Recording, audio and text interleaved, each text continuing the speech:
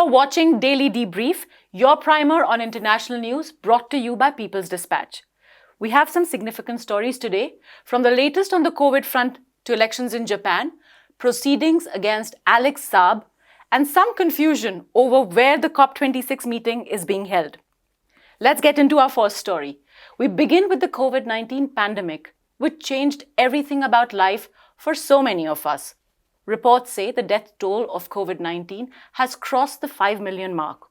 Over 1.8 million of these deaths took place in just 3 countries, the US, Brazil, and India. The pandemic, let's be clear, is not over. Even as we hear of various countries opening up, we also hear of sudden outbreaks, spikes in number of deaths, more suffering all around. Also, a number of experts have pointed out that the death toll is just the tip of the iceberg. NewsClick's Prabir Purkayastha and immunologist Dr. Satyajit Rath discuss the issue. Hello and welcome to NewsClick. Today we're going to discuss the 5 million mark in terms of number of acknowledged deaths that COVID-19 has already created in the world.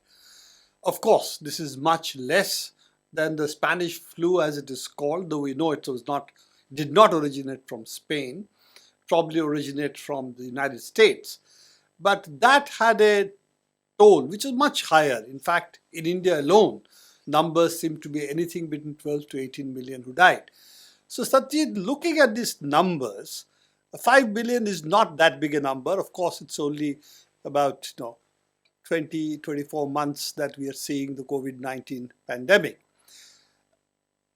Question, of course, is that this is a figure which is the official death toll. The actual figures are probably at least 3 to 4 times. Of course, we don't know what these figures are, but the excess deaths calculation seem to show that could be anything between 10 to 20 odd million. So do you think, given this is par for the course for this kind of pandemics, or have we controlled the death numbers better than earlier pandemics? So the simple and unsatisfactory answer to that question is that every infectious disease is different. So death rates are not going to be a function of pandemic.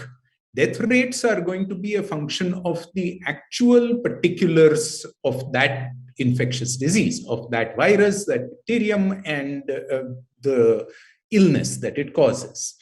As an example, in influenza viruses, for example, which cause the disease group that we commonly refer to as influenza fevers, children tend to die in large numbers, in large proportions.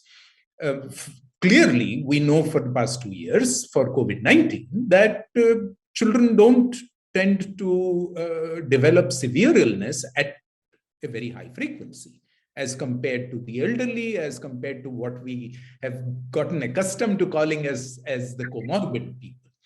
So I'm afraid there isn't a simple comforting narrative here that we have learned from the past and that we have dealt well with the pandemic. I will, however, say one thing. We have dealt better with the pandemic this year than we did last year. By all accounts, even though the numbers are hazy and not completely accurate, even though reportings across the world are variable and not terribly robust, the general trend has been very consistent that last year, many more people with severe COVID-19 illness died than this year. That's a gain. 2 quick questions here related. One is, of course, that the health systems at least recognized how to treat COVID-19 better than last year. And therefore, the hospitals, particularly the treatment in the hospital, seems to have been better, as long as they were not overwhelmed. In fact, the largest number of deaths, particularly when you look at excess deaths that occur, the gap between the acknowledged deaths and the unacknowledged excess deaths seem to be much higher during the period when the hospitals are overwhelmed. And we saw that in India too. So normal times, that ratio of excess deaths to actual deaths is different. But when it comes to the hospitals being overwhelmed, that number seems to shoot up. So do you think that both these in fact reflect that as long as hospitals function, we can control the excess deaths relatively better, or the deaths relatively better? Well, yes, to a significant extent. I'm sounding more skeptical because the sad fact across, I was going to say the global South, but unfortunately in the United States of America as well, is that the public health care system, as far as publicly accessible, freely accessible, truly accessible, decentralized, hospital-based specialist medical care facilities are concerned, they are simply not available in the network and the scale that communities across the world need. And therefore, we are talking about the pressures put by the COVID-19 pandemic on systems that were deficient to start with. Let us not lose sight of that core fact. You see, it's possible to say, oh, we were doing fine, but this once in a century pandemic came along. What can we do? And invoke, like insurance companies, force majeure as an excuse. But the reality is that we have had across much of the world an extraordinarily deficient and defective system and pattern of delivery of public health care, both as far as community outreach is concerned, which is why counting COVID-19 infections has been such a problem, and as far as you point out, hospital-based specialized medical care facilities are concerned, which is why the peculiar combination of both they're getting overwhelmed and resulting in needless deaths, and they're struggling to pretend that many of these deaths are not in fact COVID-19 related. Next on to Japan, which had a general election on Sunday. The ruling Conservative Party, led by the Liberal Democratic Party, has managed to secure a majority, while the opposition coalition of left-wing and centre-left parties, led by the Constitutional Democratic Party, suffered a crushing defeat. The Ishin emerged as the third largest party. So now let's go over to Anish, our correspondent, to talk more about, Anish, LDP has been in a bit of a flux in the last 1 year with two prime ministers that have changed. And yet it has managed a victory. How did that happen? Well, it's an interesting question because in a way, if you look at it, the recent prime minister was elected just barely a month, or actually less than a month before the election. And this person, Kishida, was considered to be this centrist kind of moderate phase of the conservative coalition. So he actually did reverse the losses that the party had suffered during the Suga period. Okay. We can actually see, if you look at the opinion polls over the past 1 year, since the Abe controversy resignation, we had Japan had a situation where the LDP seemed to be losing completely it was losing ground to the opposition. There was a large number of people who were against the prime minister that had come in. So in that sense, the victory was quite surprising for pollsters and political observers. But this is something that happened in less than a month, actually. So the reversals were quite significant that way.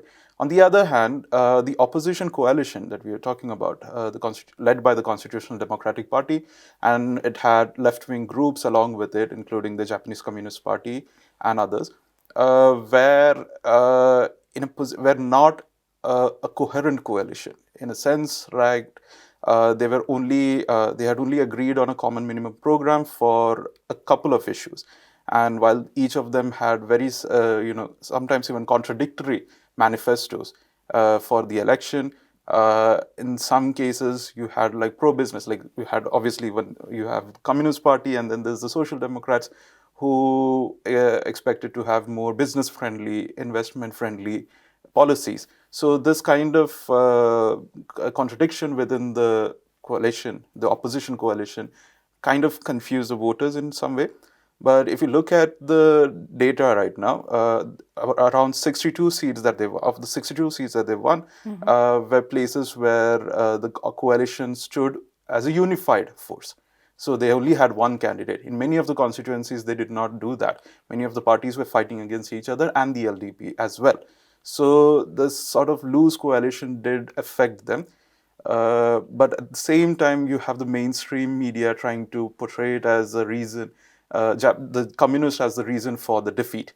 And the reason being that the more right-wing or the more liberal variety of voters that the CDP always had went to a more right-wing party, that is Ishin. And so Ishin benefited from that sort of like split in the opposition votes. In fact, that brings us to the emergence of Ishin. How will that pan out for Japan? Ishin is a very complicated force at this point. It's also quite new. But at the same time, it has shown a great deal of support for a lot of policies and a lot of constitutional measures that the ruling government wants to push for. So it is, like the communists have said, that this would be like a supplementary support base within the parliament. So it did not really take out the right or the conservative. Even though they lost a lot of seats, they still have a lot of support from Ishin. And this is crucial when we look at the kind of constitutional changes and reforms that the ruling party, LDP, really wants to push for, which includes bringing out the pacifist sections of the Japanese constitution. We need to remember that after World War II, Japan had a constitution that prohibits having a standing military, and also prevents the country from declaring war under any circumstances. So this is something that the conservatives have always had issues with. And the right wing in the country have called for a proper military that can actually also declare war when needed. And in the situation where we see a sort of encirclement of China happening in East Asia, especially that is led by the United States, this is becoming more and more significant. So Japan might go into that direction. They are looking for a referendum. It is part of their election manifesto. So they will definitely push for it, even though the Prime Minister right now is considered to be a moderate conservative. He's still going to push for such a very right-wing, which was considered, at least until recently, a very far-right demand, has become very mainstream now. And with Ishin is somebody who, the party is something that has actually supported this quite vocally. So definitely we are going to see more debate on the referendum that the LDP would want to put forward. The popular opinion is quite divided. We're not very sure how it goes, but at the same time, it is not easy, as we've seen, to whip up emotions, because with, as I said, like the anti-China rhetoric that is on the rise in Japan, this can become an issue, and Japan can lose its inherently constitutionally pacifist character in the future. So that threat also means that it can go further to the right in the near future. So that is something that really needs to be observed in the coming years. So it's going to be a shift that we'll keep our eyes on. Thank you so much for joining us. We now go to the story of Venezuelan diplomat Alex Saab. As we've reported earlier, Saab was extradited to the US on October 16th after spending over a year in detention at Cape Verde. Saab, who was on a diplomatic mission to Iran, was accused of money laundering and corruption. However, on Monday, all the money laundering charges against him were dropped, while a charge of conspiring to launder money remains. Zoe, our correspondent, brings us up to date on this issue. Well, the latest on the Alex Saab case came out on Monday, November 1st. U.S. prosecutors that initially were pressing 8 different charges against Alex Saab, among those money laundering and having overvalued contracts, announced that they would be withdrawing 7 of those 8 charges, leaving only the charge of conspiracy. And just to catch people up, Alex Saab was extradited to the United States from Cape Verde on October 16th. in a very legally complicated, to say the least, process. He was detained in Cape Verde in June 2020 when he was on his way to Iran. His plane did a refueling stop on the island of Sal, and there Cape Verdean authorities arrested him, and the following day a red alert was issued by Interpol. And it's important to note that the alert was not issued before he was arrested, but rather afterwards. And furthermore, Alex Saab was traveling to Iran on diplomatic business, so he should have been enjoying diplomatic immunity. That is just one of the many legal inconsistencies. And now with the latest news that they will be withdrawing 7 of the 8 charges, one begins to wonder, then why was he extradited? What is he actually being tried for?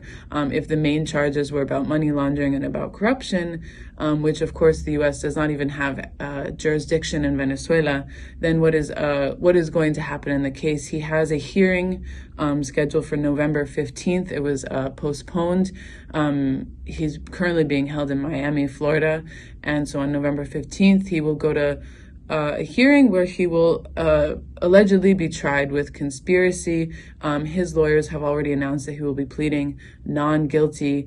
He has said from the get-go that he will not accept these, what he remains are politically motivated charges against him in order to, be just another attack against the Bolivarian Revolution in Venezuela. Also important to note at this point that following the extradition of Alex Saab, Venezuela withdrew from the dialogue process that was ongoing in Mexico with the opposition. As of now, it still seems that some of those initial agreements that were reached in those dialogues will continue forward, such as the participation of the opposition in elections. So we'll be following the story very closely. And finally, netizens poked some good-natured fun at the CNN and famous anchor Wolf Blitzer after a tweet by him that seemed to suggest that COP26 summit was being held in Edinburgh as opposed to Glasgow. While Blitzer later clarified, memers had a great day. So Prashant, what really happened there? This was some funny moment there. Right. I mean, it's one of those moments which is made to be memed and re-memed and, it keeps going on. Yes. And it's also one of those horror stories for journalists across the world. You make a mistake which kind of stays forever. I mean, it's like I said, the fun has been good-natured. It's probably one of those things that happens in media organizations. It's just fascinating, though, because there is so much coverage around COP26 right now. And the fact is, so much of the coverage is, accompanied by this general sense of cluelessness. So, I mean, we've been talking about how this COP26 summit is, despite its significance, the large number of people who are watching it, who are reading about it, are really struggling to understand what it means, what kind of impact it has. So people have a general idea that there is climate change happening, that there are controversies, but what exact impact these kind of discussions are having is really still, it hasn't really been drowned in nitty-gritty. So actually a lot of so in some senses, you're not surprised when people confuse cities or names, because the whole summit itself is really one mass of confusion.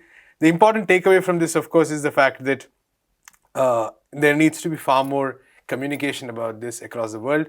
People need to really have a clear idea of what to make of these kind of issues at this point of time, because it just can't generally be, fight climate change, it sounds nice, but how do you concretely do it? How does it become a political action point for people, for movements, for struggles? That really is a question that I think a lot of us need to think about, and the media as a whole needs to cover. So whether it be Glasgow, Edinburgh, or any other part of the world, that's really the larger question.